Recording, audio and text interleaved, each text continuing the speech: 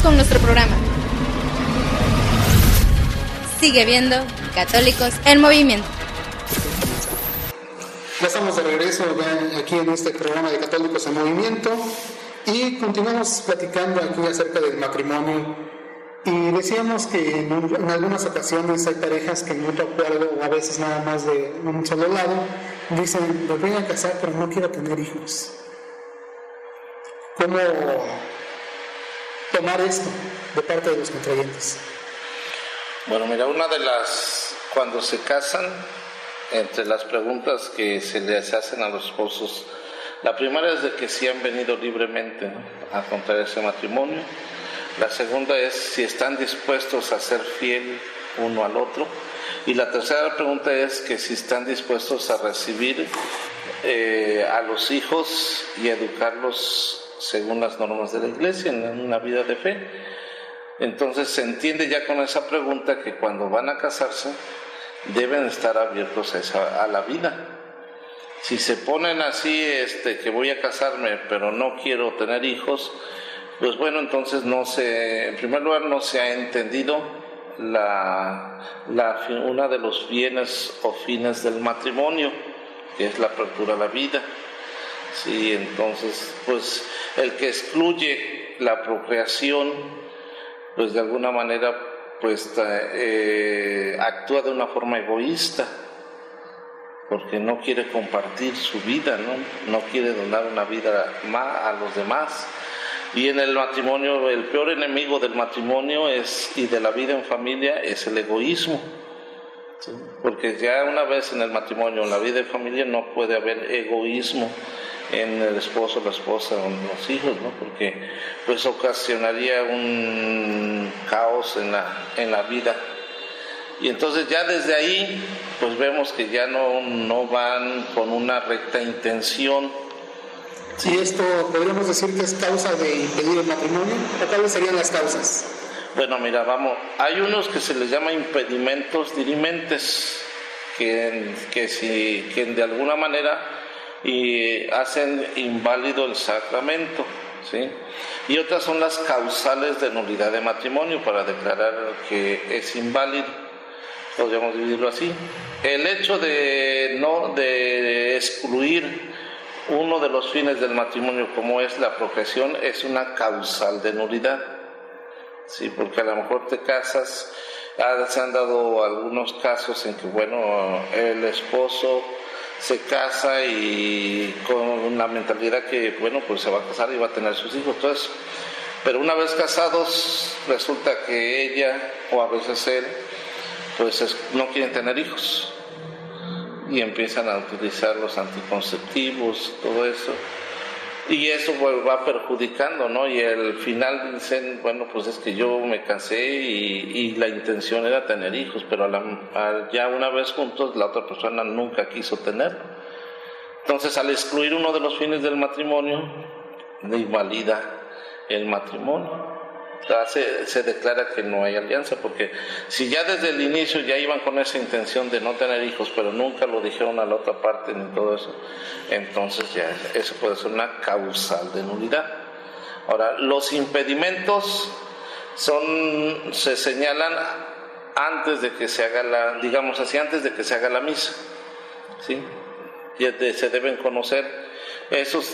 Por eso ya ves que cuando antes de casarse, se realiza una presentación matrimonial, donde va el novio, la novia, van testigos, van los papás, y ahí esa intención de esa presentación es comprobar que no hay ninguno de estos impedimentos, que son más o menos 12 impedimentos, y que, bueno, te lo voy a mencionar.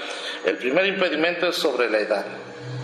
En el derecho canónico, en la universal, la edad mínima del varón debe ser de 16 años y de la mujer 14 años. Esa es para la validez.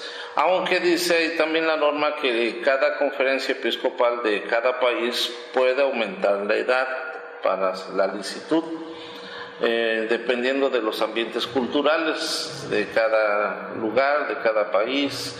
Entonces, en la Conferencia Episcopal Mexicana aumentó la edad el hombre de mínimo debe tener 18 años y la mujer 16 años cumplidos. Entonces esa es la edad.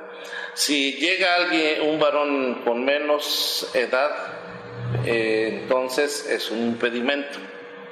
Por eso lo primero que se verifica es la edad de los contrayentes. La otra otro impedimento para que se realice el sacramento es la impotencia. Sí, como uno de los fines es la procreación, y pues la procreación implica un acto sexual, pues los dos físicamente deben ser capaces para poder tener esa relación que tiene la finalidad de la procreación. Pues, si uno de los dos físicamente es impotente para realizar el acto sexual, pues entonces nunca se va a realizar la unión, ¿no?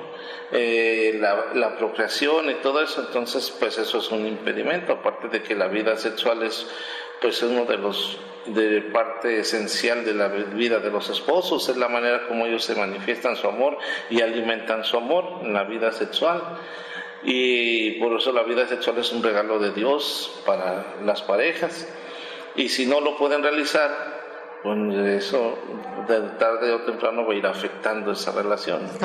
Entonces por eso la impotencia es un impedimento, que se les pregunta siempre ahí en la presentación, no hay ningún problema, ninguna enfermedad que tengan de este tipo y todo lo otro, ¿sí? Ahora, esa impotencia tiene que ser antecedente y perpetua, ¿no? Antes de la boda y después de la boda continúa, ¿sí? Porque si es nada más por un periodo, ¿sí? Entonces no es impedimento, o sea, tiene que ser algo que, bueno, pues sea desde antes de que se casaran y después de que se casaron siguió, ¿no? Entonces es la impotencia, por eso es un impedimento. El otro impedimento es el que ya se casó por la iglesia, ¿sí? Aunque se divorcie civilmente y aunque se separe, ¿sí? No puede volver a casarse por la iglesia, ¿sí? Si no antes se ha declarado que el primero fue inválido, fue nulo, no hubo matrimonio. Si se declara una nulidad de matrimonio, entonces sí podrá casarse, entendiendo que la nulidad de matrimonio es declarar que nunca hubo sacramento del matrimonio, ¿sí? Esa es no es disolución del vínculo, porque si hablamos de disolución del vínculo es divorcio. Y es algo que no se puede hacer. Ajá, sino es declaración de que no hubo sacramento. Esa es la declaración de nulidad, nunca hubo sacramento. Pero primero se tiene que dar la declaración de nulidad por un tribunal eclesiástico para que pueda casarse. Pero si no se ha dado esa declaración de nulidad, se presume que es válido ese matrimonio y por lo tanto no puede contraer otro matrimonio. ¿Cómo nos cuidamos de ese impedimento? Bueno, cada vez que una persona cuando se casan, se les pide una copia simple de su acta de bautismo, y de ahí se notifica a la parroquia donde fueron bautizados que ya se casó. Este joven se casó con esta joven mujer en tal fecha, tal lugar. De ahí que cuando quieran volver a realizar una ceremonia, un matrimonio, siempre el párroco tiene que pedir el acta actualizada de bautizo, actualizada. Entonces ya debe tener ahí la nota marginal que ya está casado. Entonces es una manera de nosotros comprobar que ya se casó y ya no se puede, ¿sí? Entonces sería el impedimento que se llama de ligamen, ya hay una unión antes, por lo tanto no puedes volver a casarte. Ya nos ha pasado, aquí me sucedió un caso, ¿no? Que a lo mejor hubo un descuido en la parroquia de que no notificaron el matrimonio y esta persona fue y se casó en otro estado por la iglesia, y porque en su acta de matrimonio de bautizo no tenía la nota marginal. Pero después se investigó y ya había estado casado. Entonces, ¿y aquí se da la nulidad? Se da la nulidad. Okay. En este caso. El otro caso de impedimento es el que no esté bautizado, uno de los dos. O sea, para el bautismo es la puerta de la salvación y es el inicio de la vida en relación con Dios. Entonces, para poder recibir válidamente los demás sacramentos, primero tienes que estar bautizado. Entonces, si uno no está bautizado, entonces no puede recibir el sacramento del matrimonio. Por eso se les pide su copia actualizada de bautizo. ¿Sí? Puede no estar confirmado, puede no haber hecho la primera comunión y no hay problema, pero no puede no estar bautizado. Entonces el no estar bautizado es otro impedimento. Otro impedimento que hace inválido el recibir el sacramento es cuando se recibe el orden sagrado. Aquel que ha sido ordenado diácono, presbítero u obispo, pues como nosotros hacemos nuestras promesas de celibato, de no contraer matrimonio, por entregar toda nuestra vida al servicio de la Iglesia, antes de que se realiza la consagración, a lo mejor muchos no lo ven, pero cuando se hace una consagración en la catedral de unos diáconos, de unos presbíteros, en la sacristía, ahí el obispo recibe esas promesas de los que se van a ordenar, leen los documentos, las promesas que hacen y firman ahí. Siempre se invita a los papás, a la familia de los que se van a ordenar para que sean testigos de esas promesas. Y entonces al firmar ahí, bueno, pues ya uno promete la promesa de celibato, no casarte. Por eso, si ha sido ordenado diácono, presbítero o obispo y deja de ejercer el ministerio, pues no puede casarse, ¿sí? A menos que reciba una dispensa de Roma, ¿sí? Que el Papa le dispense esas promesas que hizo de celibato. Entonces, al recibir esa dispensa, entonces ya podrá casarse válidamente, ¿sí? El otro es cuando en los religiosos y religiosas, cuando realizan el voto público de perpetuo de castidad. Es que los religiosos se hacen 3 votos, ¿no? El de pobreza, el de obediencia, el de castidad. Entonces, al hacer ese voto perpetuo de castidad, bueno, implica también, pues, no casarse. Entonces, si una religiosa o un religioso hacen esos votos, pues, aunque se salgan de su congregación, de su comunidad, no pueden casarse. Es un impedimento. También tienen que recibir dispensa.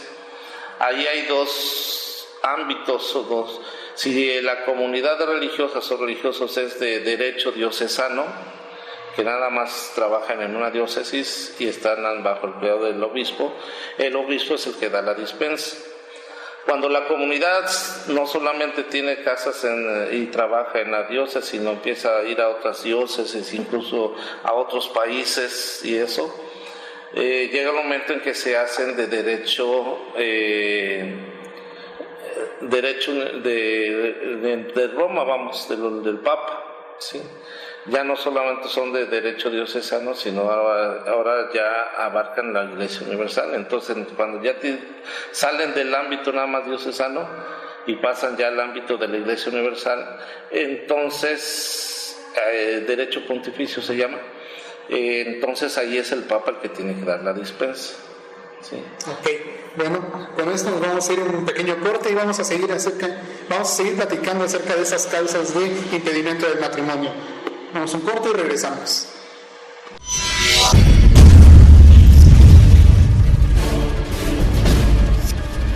No te despegues de tu pantalla. Estás viendo Católicos en Movimiento.